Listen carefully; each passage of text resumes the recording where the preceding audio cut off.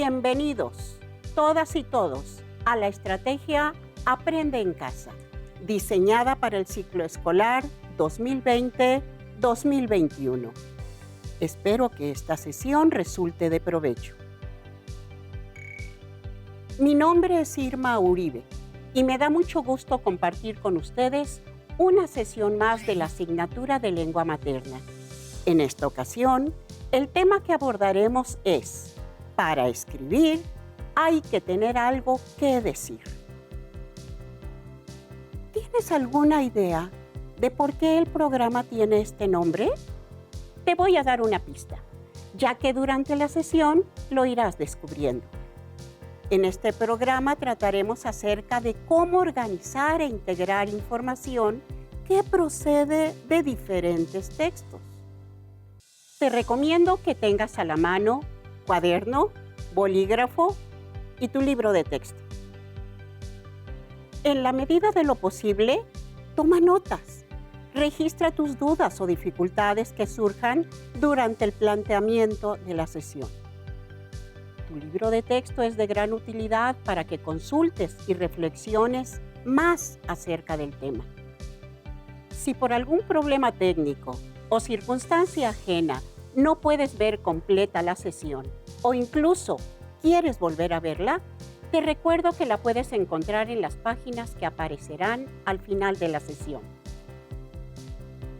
No olvides que lo más importante es el deseo de aprender y, para escribir, hay que tener algo que decir. Seguramente has trabajado con diferentes aspectos del ensayo, como las características y función, su estructura, los recursos lingüísticos más comunes en este tipo de textos. Desde luego, el punto de vista del autor y los argumentos que plantea son características primordiales de los ensayos. Los ensayistas, para poder plantear sus ideas y opiniones, se documentan en diversas fuentes de información para poder respaldar sus argumentos. En estos días, ¿te has dado cuenta que diversos temas han acaparado la atención de todos? La información acerca de estos temas ha sido mucha y de diversa índole. Por ejemplo, la pandemia de COVID-19. Este tema ha sido tratado desde distintos posicionamientos como la salud, economía, seguridad, educación. Otros temas que están presentes en la actualidad son el trabajo a distancia, las redes sociales, por supuesto, la educación a través de los medios. Ante tal universo de información, vemos que los medios de comunicación la manejan de distinta manera y desde diversas posturas. Reflexionemos por un momento sobre un tema actual y formulemos una opinión al respecto. ¿Te gustaría que otras personas la conocieran? ¿Qué pasaría si otros rebaten tu opinión? ¿Qué se requiere para defender tus puntos de vista? En efecto, se requiere leer, documentarse en fuentes serias y confiables, así como escuchar a otros que sepan del tema y, desde luego, registrar la información. ¿Y tú? ¿Cómo registras la información? Principalmente leo y analizo el texto. Si la información es extensa, realizo un resumen. De lo contrario, hago un mapa conceptual o un cuadro sinóptico para así recopilar las ideas principales del texto. Yo vuelvo a leer un texto, subrayo las ideas más relevantes, para así hacer una paráfrasis, que es la interpretación del texto en mis propias palabras, para así saber de lo que estoy hablando. La técnica que yo utilizo es leer el texto con muchísima atención e identificar las ideas principales y subrayarlas. Y después escribir con mis propias palabras de lo que trató el texto. Analicemos las respuestas que dieron tus compañeros. Nathan subraya las ideas más importantes y las escribe según su interpretación. Como ustedes saben, él hace paráfrasis. Miguelito elabora resúmenes, además, cuadros o mapas. Nicole subraya las frases de lo que considera importante y después escribe empleando sus propias palabras. Te invito a que reflexiones en las estrategias que llevas a cabo para registrar información. Generalmente, ¿en dónde las registras? Seguramente en tu cuaderno. Es importante conocer que puedes emplear una estrategia para organizar la información de mejor manera. ¿Sabes cuál es? Las fichas de trabajo son tarjetas como estas. Pueden ser de resumen, de paráfrasis y de cita textual. Repasemos esto que ustedes ya conocen. ¿Qué es un resumen? Un resumen es la reducción de un texto. Un resumen sintetiza lo que el autor dice. Registra ideas principales. No debe de tener interpretaciones ni ideas nuestras, solo lo que el autor dice. ¿Qué es paráfrasis? La paráfrasis consiste en decir las ideas propias obtenidas de un texto predeterminado, que le da una mejor visión más clara y precisa para otros lectores. Mejor dicho, es una forma de resumir un texto con las palabras propias de un individuo y sirve para facilitar la comprensión de un texto. ¿Qué es cita textual? La cita textual es la mención de una frase dicha por otra persona dentro de un discurso propio. Es importante colocarla en los textos para darle soporte y veracidad a la información desarrollada, y así poder dar puntos de vista y reforzar ideas. Correcto. Todos tienen una idea acerca de lo que son estas fichas. Puntualicemos. El resumen permite reducir un texto. Integra las ideas principales de manera concisa y clara. La paráfrasis es una interpretación que se hace con nuestras palabras acerca de lo que entendimos de un texto. Una cita textual es una copia exacta de una frase o un fragmento del libro, tal y como lo escribió el autor. Como mencionamos al inicio de la sesión, en la actualidad estamos inmersos en un universo de información. Si un tema nos interesa y vamos a escribir sobre él, es preciso buscar información adecuada. Por ejemplo, si nos atrae el tema sobre la inequidad de género, podemos leer este artículo. La desigualdad tiene género. La desigualdad de género impone desventajas en perjuicio de niñas y mujeres por el simple hecho de serlo, limitando sus derechos, por lo que enfrentan cada día un sinnúmero de retos que evidencian las brechas entre hombres y mujeres. Brechas tradicionales. La lucha por la igualdad de género data hace siglos. Los roles de género, respaldados por los viejos estereotipos entre lo masculino y lo femenino, impiden la plena autonomía de las mujeres. Sobrevivir en un mundo de hombres. Las diferencias entre hombres y mujeres van más allá del núcleo familiar. En el ámbito laboral, los hombres suelen tener mejores puestos y las mujeres participan menos y perciben ingresos más bajos. De acuerdo con la Encuesta Nacional de Ocupación y Empleo, ENOE, del INEGI, la tasa de participación económica femenina para marzo del año pasado se ubicó apenas en el 43%. Lo anterior quiere decir que el 57% de las mexicanas no se incorporan al mercado laboral, lo cual refleja una fuerte problemática que puede deberse a que no encuentren condiciones para poder incorporarse a un trabajo, por los bajos salarios, los horarios extensos y las dificultades que enfrentan en relación con el cuidado de los hijos, entre otros. Trabajar igual, ganar menos. Las mujeres suelen tener una desventaja salarial frente a los hombres. El 73% de las mujeres que trabajan reciben 3 o menos salarios mínimos, mientras que en los trabajadores del sexo masculino, esta misma proporción es del 66%. El trabajo en casa. Las labores del hogar continúan siendo una actividad predominantemente llevada a cabo por mujeres. La encuesta intercensal reveló que las mujeres dedican un total de 49 horas por semana a trabajos dentro del hogar, comparado con las 19 horas que dedican los hombres. Lo mismo sucede con los puestos de toma de decisiones y participación femenina en la política. La brecha más grande en este ámbito se encuentra en las presidencias municipales, ya que en 2017, según el INEGI, el 86% de los presidentes municipales de todo el país eran hombres. Cabe señalar que la pobreza y la desigualdad de género no son causantes ni consecuencia una de la otra. Es un fenómeno que está presente en toda la sociedad, más allá de las condiciones socioeconómicas de las personas. Sin embargo, el rezago educativo, la asignación exclusiva del trabajo doméstico, el cuidado de los hijos, la falta de autonomía y sufrir violencia, entre otras, son manifestaciones de la desigualdad de género que complican la superación de la pobreza.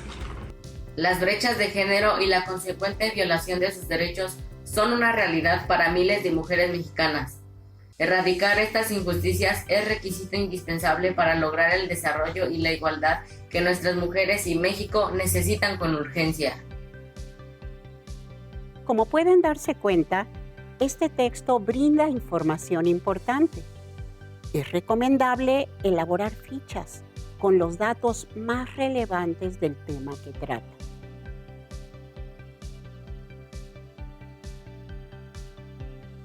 Es cierto, el plagio. Debemos anotar en cada ficha de trabajo los datos del texto de donde se obtuvo la información, ya que de no ser así, se incurre en una falta legal, pues los derechos de los autores están protegidos por la ley. No hay que olvidarlo. Siempre se anotan los datos de las fuentes de donde obtuvimos información. Forman un apartado especial que va al final del trabajo y se llama bibliografía. Bien, volvamos a las fichas. Sean de resumen, de paráfrasis o de cita textual, son sumamente útiles para concentrar y organizar la información. En este caso, estamos preparando lo necesario para un ensayo, pero las fichas pueden ser igualmente útiles para elaborar otros textos, como reportes de investigación, monografías, artículos de divulgación y otros. Observemos las fichas. En la de resumen, toda la lectura se redujo a este breve texto con ideas esenciales.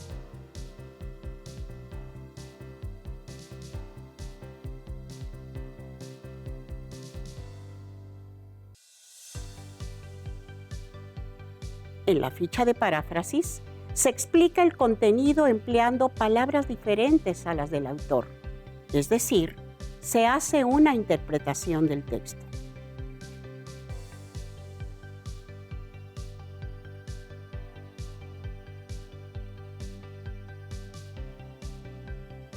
En la ficha de cita textual, se copió un fragmento muy importante del texto, incluso se anotó entre comillas.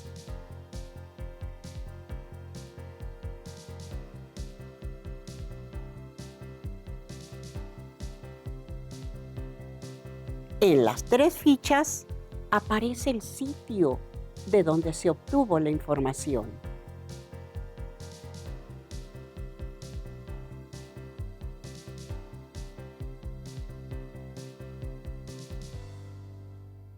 Una vez que tenemos toda la información que consideramos suficiente y necesaria para escribir nuestro ensayo, procederemos a organizarla de acuerdo con las partes que conforman la estructura del texto. En este caso, un ensayo. Es recomendable leer y tener un texto modelo que nos sirva como guía para poder elaborar el nuestro. Leamos este pequeño ensayo, muy interesante. Su título es El mito de la epilepsia. Seguramente vas a distinguir los principales elementos del ensayo y la forma en que la autora integró la información. El mito de la epilepsia, por Margarita Alegría. El hombre es, por su sensibilidad y su capacidad de raciocinio, el ser más maravilloso de la creación, pero también una criatura de gran debilidad física. Ante las fuerzas de la naturaleza se encuentra muchas veces impotente. Estas le revelan su finitud y le recuerdan su pequeñez en el universo, pero posee una capacidad que él solo posee entre todos los demás animales, le permite trascender sus limitaciones. La posibilidad de organizarse socialmente, gracias a su aptitud para la comunicación, con base en la cual generó el lenguaje, herramienta con la que excede los límites de su existencia corporal. Frente a las fuerzas naturales que muchas veces lo rebasan, los hombres crean mitos, símbolos que los compensan y dan impulso a su aliento vital. Simón Braulovsky alude en su obra Epilepsia, enfermedad sagrada del cerebro, al origen divino que se atribuye a esta enfermedad en diversas culturas como la mesopotámica, en la que se relacionaba con la mano del pecado y con el dios de la luna. El hombre ha tenido siempre a dar interpretaciones mágico-religiosas a aquellos fenómenos naturales que escapan a su comprensión, creando en torno suyo relatos fabulosos en los que hay agentes impersonales, que la mayoría de las veces son fuerzas de la naturaleza personificadas. Terry Eagleton ha señalado que el hombre, como ser cultural, se distingue por su carácter simbólico, a diferencia de otros animales, cuyos cuerpos solo les dejan un poder limitado para liberarse de los contextos que los determinan.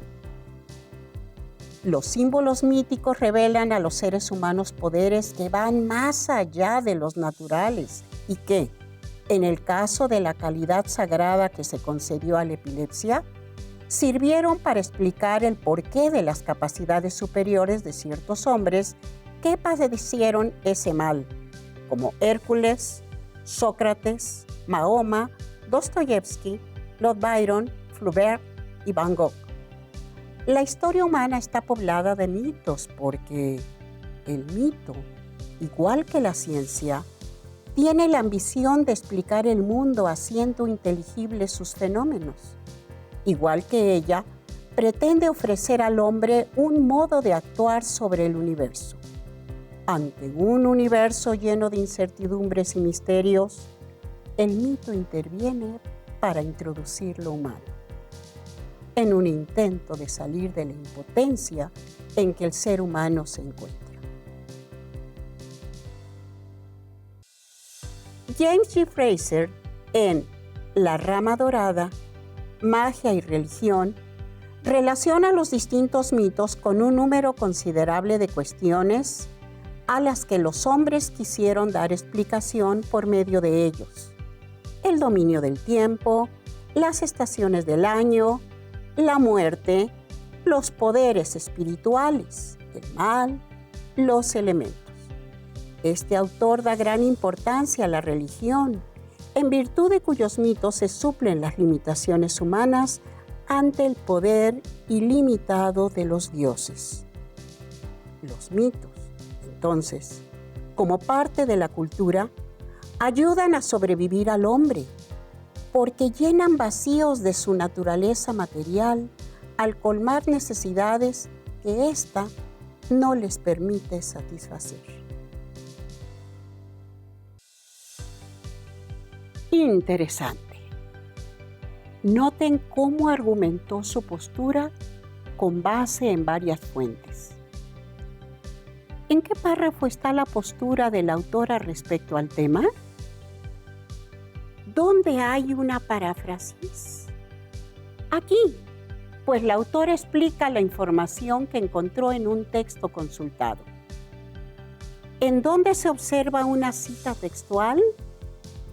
Aquí y aquí. ¿Cómo se identifican? Claro, porque están entre comillas. Finalmente, la conclusión. Los mitos, entonces, como parte de la cultura, ayudan a sobrevivir al hombre, porque llenan vacíos de su naturaleza material al colmar necesidades que ésta no les permite satisfacer. Y vean esta parte, la bibliografía, es decir, las fuentes que consultó la autora para poder escribir su ensayo. ¿Qué tal? ¿Complicado? No, es cuestión de practicar. Para reafirmar lo que aprendiste en esta sesión, te invito a que lleves a cabo el siguiente reto. Observa lo que ocurre en tu colonia, en México, en el mundo. Reflexiona acerca de lo que piensas al respecto. Asume una postura ante ese hecho. Busca información, organízala y escribe un ensayo breve. Seguro que puedes hacerlo. Antes de despedirnos, reflexiona. ¿Para qué sirve leer, seleccionar información y escribirla? Para tener bases y poder expresar mis ideas con claridad. Por ejemplo, me duele la pandemia, hemos perdido miles de vidas, salud, trabajo, pero eso no nos va a vencer. De eso quiero escribir. Creo que cuando leemos nos vamos educando. Aprendemos a tener ideas justas, a no ser racistas, a ser equitativos y a defender con razones nuestras ideas. He aprendido que cuando leo adquiero muchos conocimientos nuevos e interesantes que me ayudan a tener ideas propias y poderlas expresar con seguridad en diferentes situaciones de la vida. Yo pienso que saber buscar y organizar información nos enseña a ser más ordenados. Así no nos confundimos, aprendemos a tener ideas propias y no nos engañan fácilmente porque tenemos bases para defender nuestra opinión y hasta para convencer a los demás. Un reconocido escritor español señala, para escribir hay que tener algo que decir.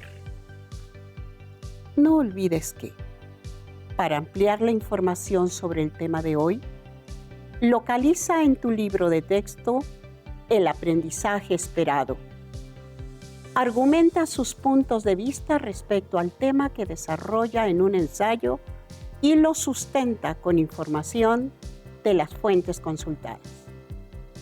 Nos vemos pronto aquí en Aprende en Casa 2 para seguir aprendiendo y descubriendo nuevos conocimientos. Si tienes dudas o necesitas ayuda, llama al Centro de Apoyo Pedagógico a Distancia.